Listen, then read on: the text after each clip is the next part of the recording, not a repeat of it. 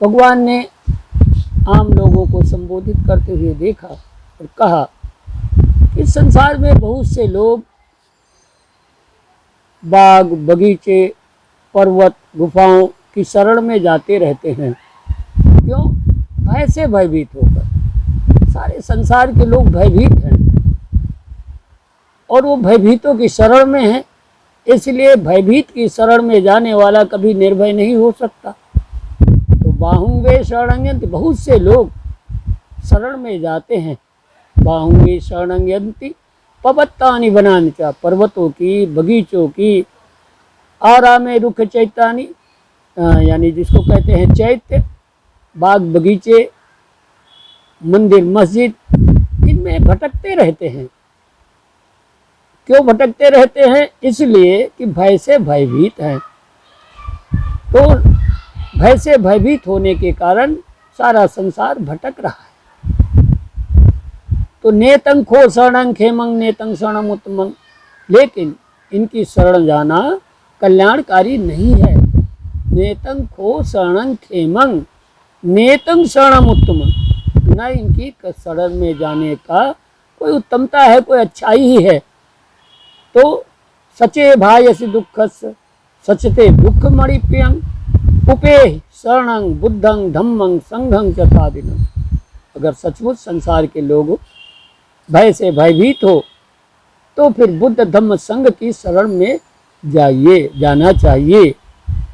इसी तरीके से हम आप सभी लोगों को चाहिए कि निर्भय की शरण में जाएं। तो निर्भय की शरण में जाने से आपको निर्भयता मिलेगी। भयभीतों की शरण में जाने से आप हमेशा भयभीत ही रहेंगे, निर्भय नहीं हो सकते हैं। इसलिए हम आप सबका यह कर्तव्य है। बार बार मैं आपसे मिलता रहा हूँ, बार बार आपसे चर्चाएं करता हूँ, लेकिन जैसे लगता है कि बहुत लंबे समय से किसी लोहा पड़ा हुआ ज़मीन में, उसमें जैसे जंग लग जाती है और वह जंग उस लोहे को ही खा जाती है। ठीक मुझे भी ऐसा लगता है कि संसार के लोगों को उनकी अज्ञानता, उनका अबोध उन्हें ही विनाश की ओर ले जाने में समर्थ है। जैसे बहुत पुरानी कहावत रही है, विनाश काले विपरीत बुद्धि। बार बार प्रयत्न करने के बावजूद भी हम आप सभी लोग में प्रयास तो करते हैं, लेकिन उस प्रयास का प्रतिफल दिख नहीं पड़ता है। क्यों? सत्य बड़ा नीरस है, सत्य में कोई लगाव नहीं है, सत्य में कुछ भी बनावटीपन नहीं है। और हम सब लोगों को बनावटी चीज़ों से इतना लगाव हो गया है कि हमें सत्य भी असत्य नज़र आता है। इसलिए जब हम सत्य को असत्य की तरह देखने लगते हैं और असत्य को सत्य की तरह देखने लगते हैं, तो हम सब विनाश की ही ओर जाते हैं। हम अपने विकास को नहीं ढूंढ पाते हैं। और उसकी ज़रूरत क्या है कि हम सत्य को सत्य की तरह जानें। सत्य की तरह मानेंगे नहीं, मानने से तो आपको रोल गोल्ड को सोना मान बैठेंगे तो सोना तो नहीं हो जाएगा। इसलिए हम सत्य को सत्य की तरह जाने, माने नहीं। हम सब क्या करते हैं? सत्य के नाम पर असत्य को मान बैठते हैं, और जब मानोगे तो फिर जान नहीं पाओगे, और जान नहीं पाओगे तो उसका जो यथार्थ लाभ है वो आपसे वंचित रह जाएगा। इसलिए हम आप सबका कर्तव्य है कि सत्य की खोज करें। कहीं जाने की ज़रूरत नहीं है। जैसे एक स्वर्णकार को कहीं जाने की ज़रूरत नहीं है, उसके पास उसको परंपरा से बाप दादे से दी गई उसके पास एक कसौटी है। उस कसौटी पर कसकर देख लो, से पता लग जाएगा कितना सोना है, कितना दूर अन्य धातुएं मिली हुई हैं। उसके अनुसार उसकी कीमत लगाता है, ग्रहण करता है। उसी तरह से हम आप सभी लोगों के लिए भी बहुत ज़रूरी है। आपके पास भी कसौटी है, परंपरा से कसौटी आई है आपके पास, उस कसौटी पर लगाकर देखें। वे कसौटियाँ क्या कसौटियाँ हैं? वे आपकी ये पांचों इंद्रियां, पांचों इंद्रियों का जो मुखिया है मन को जाने, इंद्रियों को जाने, और उनकी प्रकृति क्या है, प्रकृति ने इनको किस लिए दिया हुआ है, उनका उतना ही उपयोग करना जरूरी है जितनी आवश्यकता है। ना आवश्यकता से कम और ना आवश्यकता से ज़्यादा उनका उपयोग करना है। लेकिन उपयोग तो आप तब करेंगे जब आपको बोध होगा, आपको जानकारी होगी। बिना जानकारी के आप उसका क्या उपयोग करेंगे? तब तो परंपरा में गिर जाएंगे।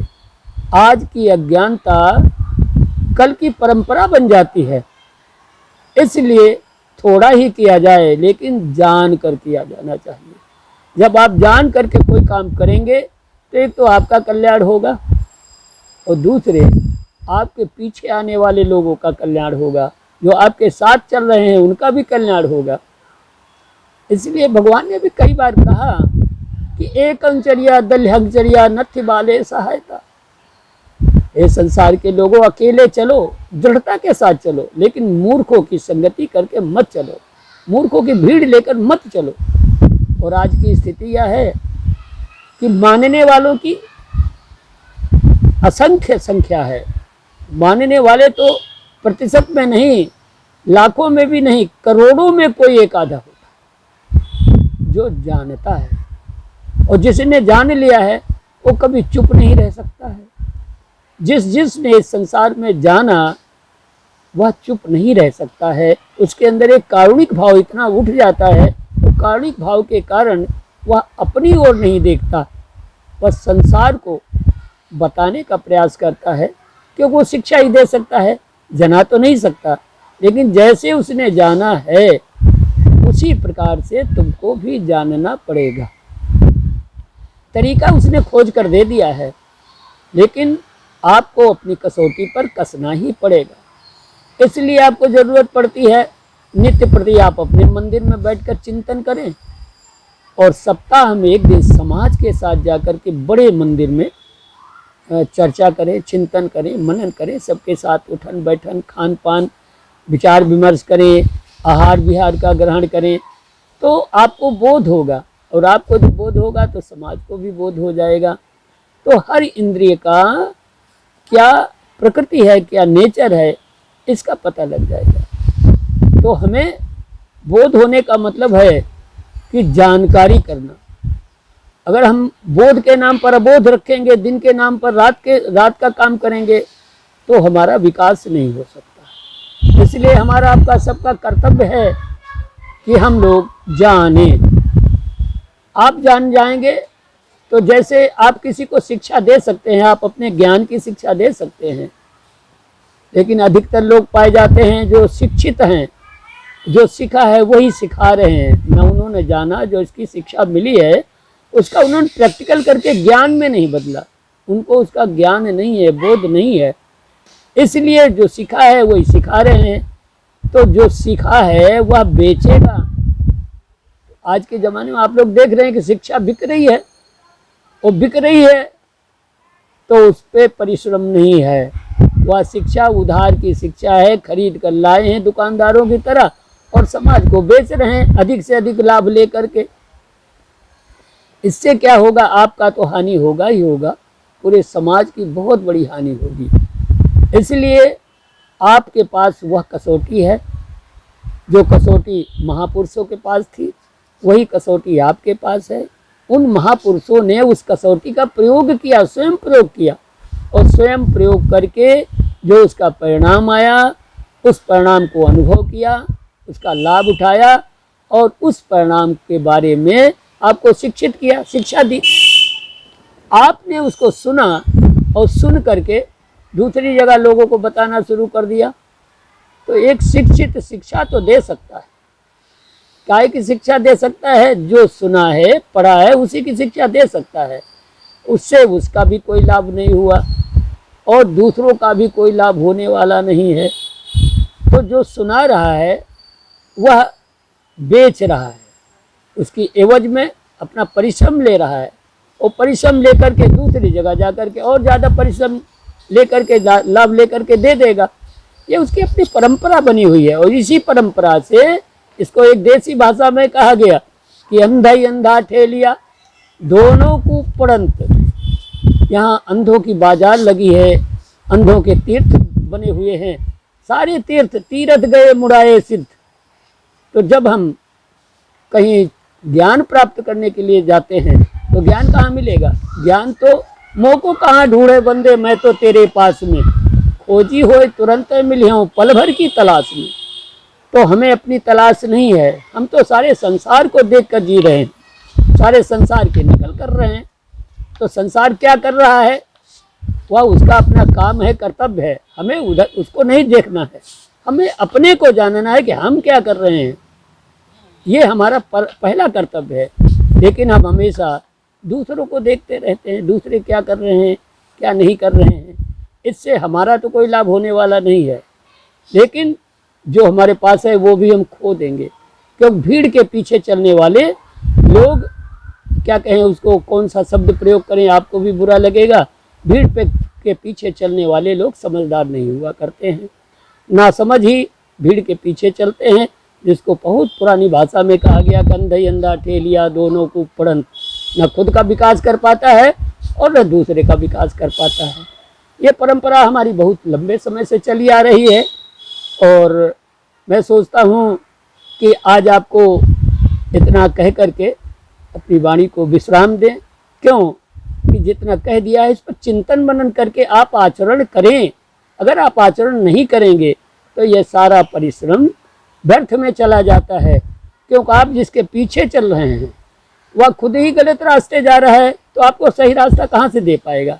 इसलिए अत्ता ही अत्तनो नाथो को ही नाथो परोसिया, मनुष्य अपना स्वामी स्वयं है, उसका दूसरा कोई मालिक नहीं हो सकता है।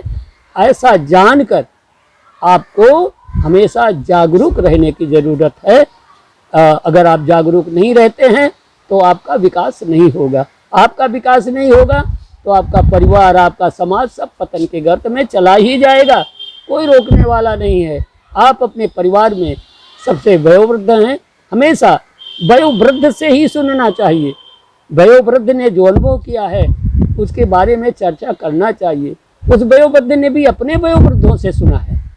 तो वयोवृद्ध अनुभवी होते हैं, उन्होंने जीवन जी लिया होता है, उनसे नित्य प्रति सुबह शाम बैठ करके उनकी चर्चा सुनना चाहिए। इसी को कहा गया है पूजा। पूजा माने मैंने बताया, कई बार बताया आपको, पूर्ण जानकारी। तो जिसकी पूजा करते हैं उसकी पूर्ण जानकारी करें।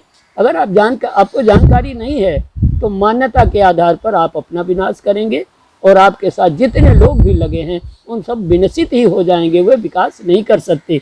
इसलिए आज हम आपसे इतने पर अपना विश्राम देते हैं वाणी को, और आपके से आशा करते हैं कि भविष्य में चिंतन मनन करके अगर कोई भी शिकायत है, कोई बात समझ में नहीं आती है तो आप कमेंट पर लिखें, बोलें, हम उसका फिर सुधार करने की कोशिश करेंगे। क्योंकि ऐसा असंभव है कि जैसा मैं कह रहा हूँ वैसा ही आपकी समझ में आ जाए, ये नामुमकिन है।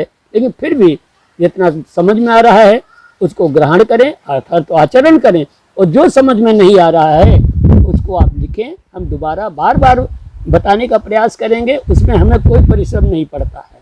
लेकिन इतना जरूर हमारे अंदर भाव है कि आप उसे जानें, अपनी कसौटी से जानें। सुनी सुनाई पढ़ी पढ़ाई बात पर का विश्वास करने की जरूरत नहीं है। और ऐसा हो नहीं सकता हमें कोई चीज़ मीठी लगे और आपको कड़वी लगे, ऐसा कभी नहीं हो सकता है। इसलिए बोध की ज़रूरत है, आपको अपने बोध की ज़रूरत है, दूसरे का बोध आपके काम नहीं आएगा। इसलिए मैं आप सबके लिए मंगल कामना करता हुआ, बहुत सब मंगल रखंतु सब देवता। देवता क्या होता है? देवता जो बता दे, जो हम नहीं जानते हैं वह बता देने वाला देवता होता है। इसलिए रखंतु सब देवता सब बुद्धानु धम्मानु संघानुभावेन सदा सोति भवन्तु ते साधु।